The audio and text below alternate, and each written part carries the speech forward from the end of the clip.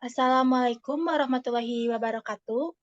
Kami dari kelompok 9 akan mempresentasikan materi yang berjudul Menilai dan Memperoleh Bukti Non-Finansial dalam Pemeriksaan Fraud. Sebelumnya, izin memperkenalkan diri. Perkenalkan, nama saya Adisya Nabila dengan nomor NPM 01 20 10 11 43 dan rekan saya. Atayar Naswa 01 20 10 11 52. Next.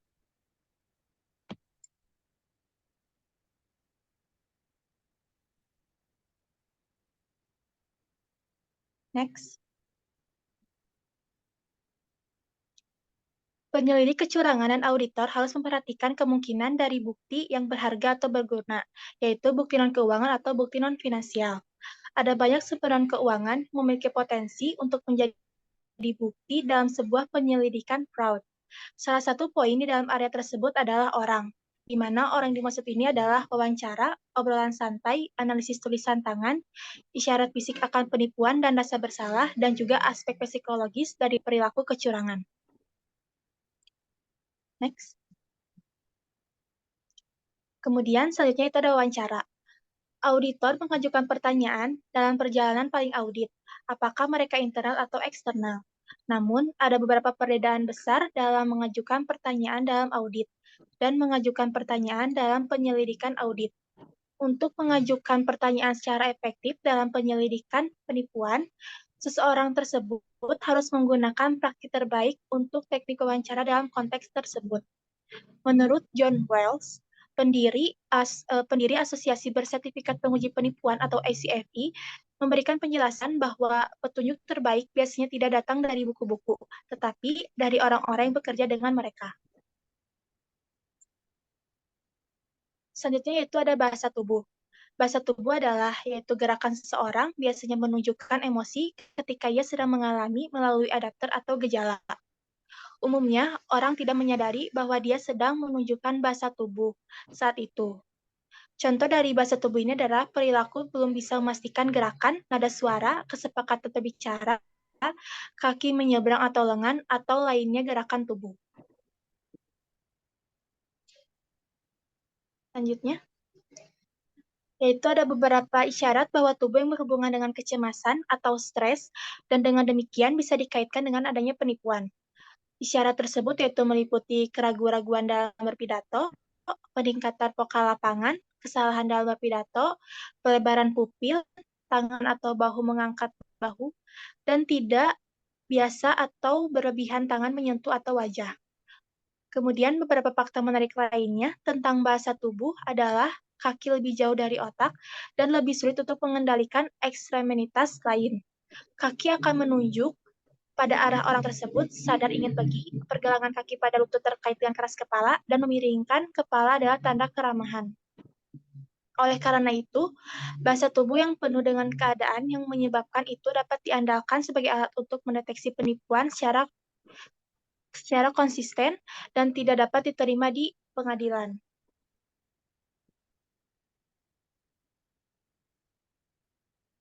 Yang selanjutnya itu ada isyarat penipuan. Selain bahasa tubuh, ada juga beberapa isyarat yang dapat dilakukan untuk mendeteksi adanya kecurangan atau penipuan. Berikut ini beberapa daerah isyarat dan contoh dari masing-masingnya. Yang pertama yaitu ada isyarat interpersonal, yaitu isyarat interpersonal ini adalah dilakukan dengan menggeleng dan kemudian menjawab ya setelah titik dibuat, gerakan tidak konsisten. Kemudian ada keadaan emosional, di mana orang berbohong atau penipu cenderung menghindari, menyentuh, atau orang menanyai mereka. Selanjutnya itu ada konten verbal, yaitu di mana konten verbal ini adalah menggambarkan pertanyaan kembali setelah jawaban di mana mereka telah melakukan pertanyaan. Misalnya itu contohnya, apakah Anda menulis cek untuk diri sendiri? Kemudian seorang diwawancara tersebut menjawab, tidak, saya tidak menulis cek untuk diri sendiri. Selanjutnya yaitu bagaimana komentar yang dibuat atau disassociating orang, peristiwa, dan sebagainya dengan mengganti kata ganti. Contohnya itu peralatan versus peralatan saya. Dan yang terakhir itu ada frame psikologis, di mana laporan bohong atau hamper selalu menghilangkan apa yang salah dalam acara menjelaskan, kecuali mengenai penundaan atau pembatalan. Selanjutnya ada bahasa mata. Sebuah indikator yang lebih handal dari kebenaran adalah mata lawan. Para ahli percaya bahwa mata adalah bagian paling komunikatif dari tubuh manusia. Menurut para ahli seperti Don Rabon, ketika diwawancarai, pertanyaan yang mereka butuhkan untuk mengingat sesuatu untuk merespon bertanya, mata memberikan apakah proses mental menipu atau benar. Berikut adalah kombinasinya. Mata ke kiri dan ke atas mengambil gambar visual dari masa lalu. Apa warna mobil pertama Anda? Mata ke kiri menuju telinga, mengambil kenangan pendengaran, mengingat suara apa nada dering Anda pada ponsel pertama Anda. Yang selanjutnya ada mata ke kiri dan ke bawah, terkait dengan dialog internal arah orang biasanya menatap ketika berbicara dengan mereka sendiri. Selanjutnya ada mata ke kanan menuju telinga, menciptakan suara. Dapatkah Anda membuat lagu baru dan bernyanyi untuk saya? Dan terakhir ada mata ke kanan dan ke bawah, terkait dengan perasaan atau kinestetik. Contohnya, bisa Anda ingat bau api unggun. Selanjutnya ada analisis pernyataan. Analisis pernyataan adalah teknik yang digunakan untuk mendeteksi kebohongan dalam pernyataan yang dibuat individu. Analisis pernyataan menggunakan pemeriksaan pernyataan kata demi kata.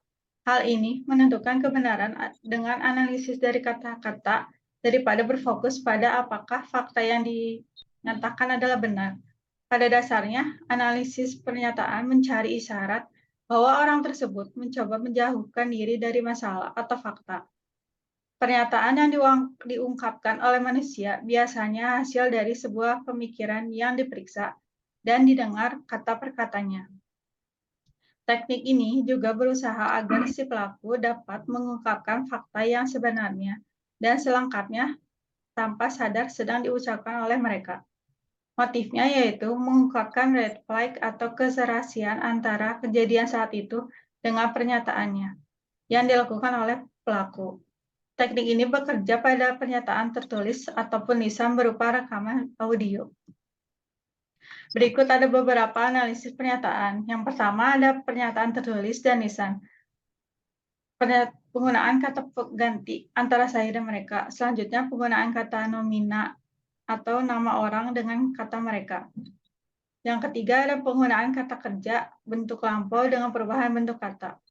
Yang keempat ada analisis informasi lainnya seperti kata hilang, sekarang, dulu.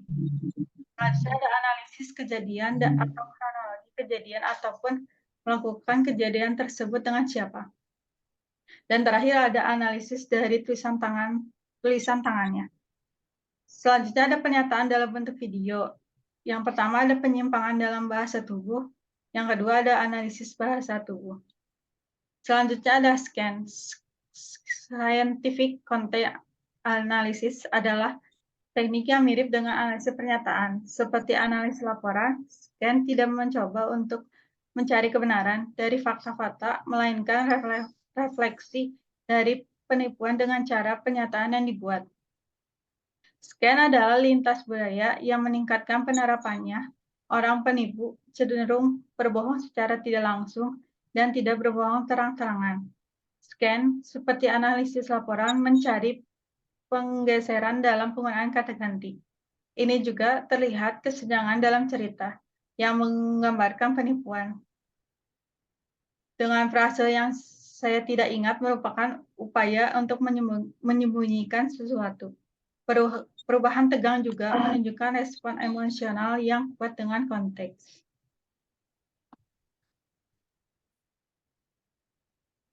Sekian dari kelompok kami. Mohon maaf bila ada kesalahan dan kekurangan.